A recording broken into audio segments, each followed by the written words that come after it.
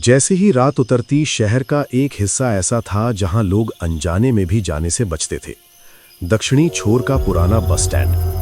बरसों पहले वो शहर की धड़कन हुआ करता था। अब वहां जंग लगी बेंचें थीं, टूटी छत और अध जले पोस्टर। बसें बंद हो चुकी थीं, लेकिन जगह बंद नहीं हुई थी।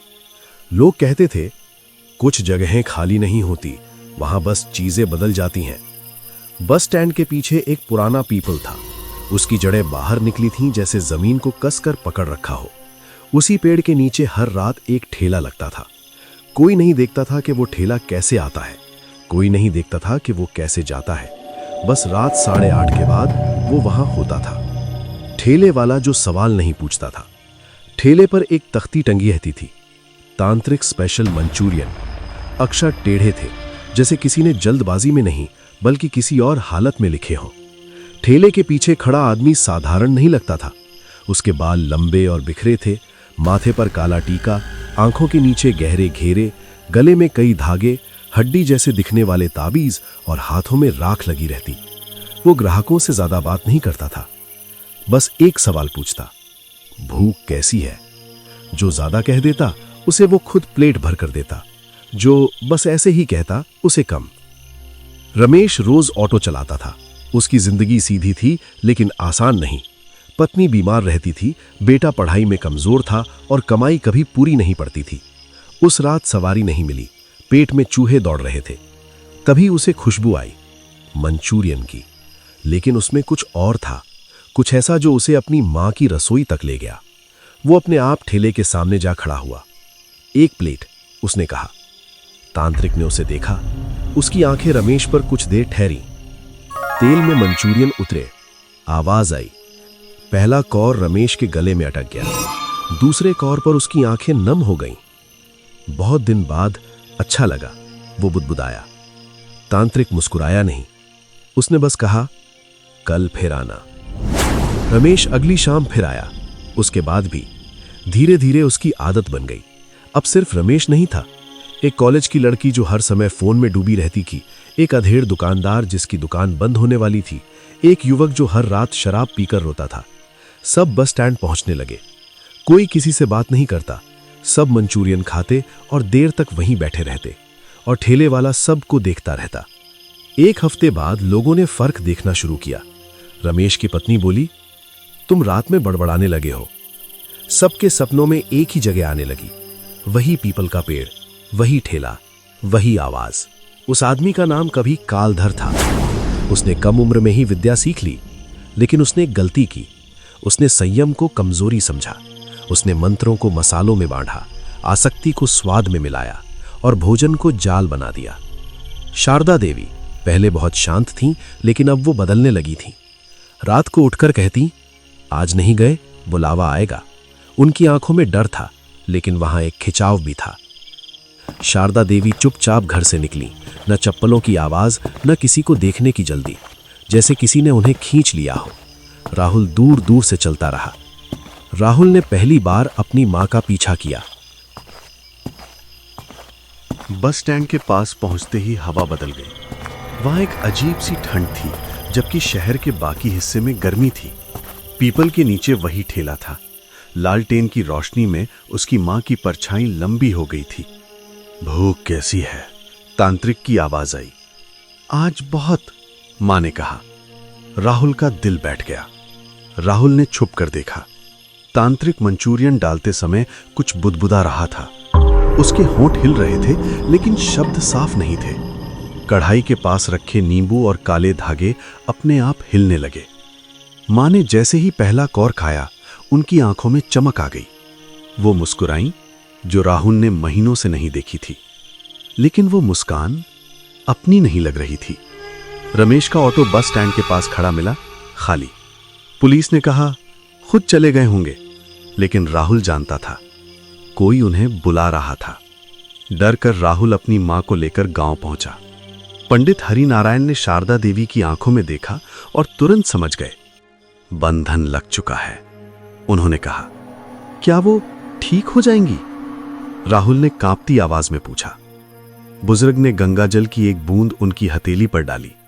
शारदा देवी ने आंखें खोलकर कहा, आज जाना है। उसने बुलाया है। हरि नारायण जी ने आंखें बंद कर लीं। अब देर नहीं करनी होगी। उस रात दीपक की रोशनी में बुजुर्ग ने राहुल को सब बताया।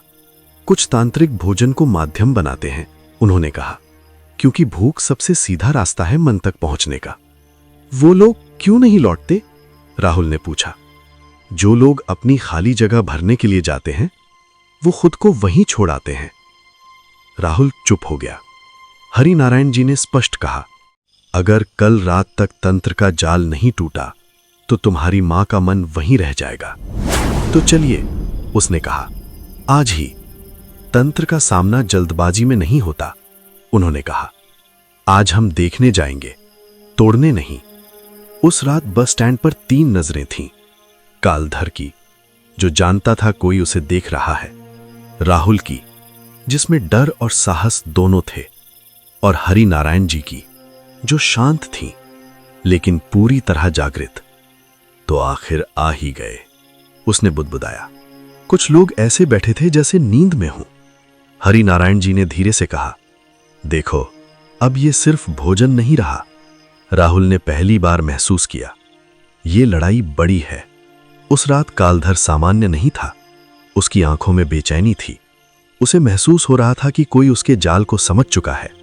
जब उसने हरि नारायण जी को पीपल के पेड़ के पास खड़े देखा तो उसकी उंगलियां अपने आप ताबीज को पकड़ने लगीं। आप यहां खाने आए हैं या देखने? कालधर ने व्यंग्य से पूछा। देखने, कि भूख को व्यापार कैसे बनाया जाता है। कालधर हंसा। लोग खुद आते हैं, मैं बुलाता नहीं, पर लौटने नहीं देते। कालधर ने मंचूरियन प्लेट में डालते हुए कहा, देखिए पंडित जी, ये लोग दुखी हैं, मैं इन्हें थोड़ी राहत देता हूं। राहत नहीं, तुम आसक्ति देते हो। कालधर की आवाज सख्त हो गई। आसक्ति ही तो संसार चलाती है। राहुल ने देखा, जो लोग खा रहे थे उनकी आंखें खाली थीं, जैसे शरीर वहां था पर मन कहीं और। हरि नारायण जी ने जमीन पर ध्यान से देखा। पीपल की जड़ों के पास छोटे छोटे चिन्ह बने थे, काले धागे दबे हुए, नींबू गड़े हुए। यहीं से शक्ति खींची जा रही है, उन्होंने धीरे से कहा। राहुल ने पूछा, तो यहीं तोड़ेंगे? नहीं, पहले लोगों को जगाना होगा। हरि नारायण जी ने राहुल की ओर देखा। तुम्हें मंचूरियन खाना होगा। राहुल चौंक गया। क्या? कि जाल को अंदर से समझे बिना उसे काटा नहीं जा सकता। राहुल के हाथ कांपने लगे। उसे अपनी मां की हालत याद आई। उसने प्लेट उठाई। कालधर मुस्कुराया। अच्छा फैसला। पहला कौर लेते ही राहुल की आंखों के सामने दृश्य बदल गया। एक आवाज आई, यहीं रह जाओ। राहुल का मन डगमगाया, लेकिन तभी उसे दादा की बात याद आई, जो बहुत अच्छा लगे वहीं सबसे बड़ा बंधन होता है। उसने प्लेट नीचे रख दी। ये झूठ है, उसने कहा। जैसे ही राहुल ने इनकार किया, ठेले की लालटेन कांपने लगी। कुछ लोग अचानक चौंक कर उठ खड़े हुए। हम यहां क्यों हैं? किसी ने पूछा। कालधर का चेहरा सख्त हो गया। तुमने गलती की, उसने राहुल से कहा। नहीं, हरि नारायण जी बोले, आज तुमने की है। कालधर ने जोर से मंत्र बोला। हवा भारी हो गई। पीपल की पत्तियां झड़ने लगीं। लोग घबराकर इधर उधर देखने लगे, लेकिन उनके पैर जैसे जमे हों। अब देखिए मेरी विद्या, कालधर कर जा। हरि नारायण जी चुपचाप जमीन पर बैठ गए। जो मेरा नहीं वो मुझसे बंधे नहीं। उनकी आवाज में अजीब स्थिरता थी। धीरे धीरे लोगों के चेहरे बदलने लगे। कुछ रोने लगे, कुछ घुटनों के बल बैठ गए। कालधर पीछे हटने लगा। नहीं, ऐसा नहीं हो सकता, वो बुदबुदाया। उसने ताबीज उठाया, लेकिन वो हाथ में ही टूट गया। ठेले से अजीब गंध उठी। मंचूरियन काले पड़ने लगे। बस स्टैंड पर उस रात अजीब सन्नाटा था। कालधर हाँफ रहा था। उसकी सारी साधना एक ही धागे पर टिकी थी, लोगों की आसक्ति, और वो धागा अब कमजोर पड़ चुका था। तुम नहीं समझते कालधर, हरि नारायण जी ने उससे कहा। अगर मैंने उन्हें वो स्वाद न दिया होता तो ये वैसे ही टूट जाते। तुमने उनका दुख नहीं हराया, उन्होंने कहा। तुमने उसे मीठा बना दिया। राहुल ने देखा कालधर की आंखों में अब घमंड नहीं था, वहां डर था। शारदा देवी अचानक कांप उठी। राहुल, उन्होंने धीमे से कहा। राहुल दौड़कर उनके पास गया। मैं यहीं हूं मां। शारदा देवी की आंखों से आंसू बह निकले। मुझे लगता था अगर वहां जाऊंगी तो सब ठीक हो जाएगा। अब नहीं जाना, उसने कहा। और उसी पल हरिनारायण जी ने जमीन से थोड़ा सा पानी उठाया। न कोई तंत्र, न कोई ताबीज, बस बोले, जिसे भूख से बांधा गया उसे समझ से मुक्त किया जाएगा।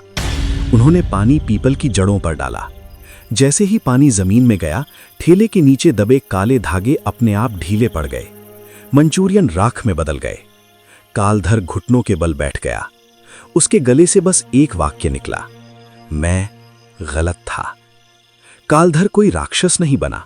वो चिल्लाया नहीं, वो भागा नहीं, बस वहीं बैठा रहा, एक थका हुआ खाली इंसान। हरिनारायण जी बोले, तुम्हारी विद्या खत्म नहीं हुई, तुम्हारा भ्रम टूटा है। सूरज निकला। बस स्टैंड वही था, टूटा हुआ, पुराना, लेकिन सामान्य।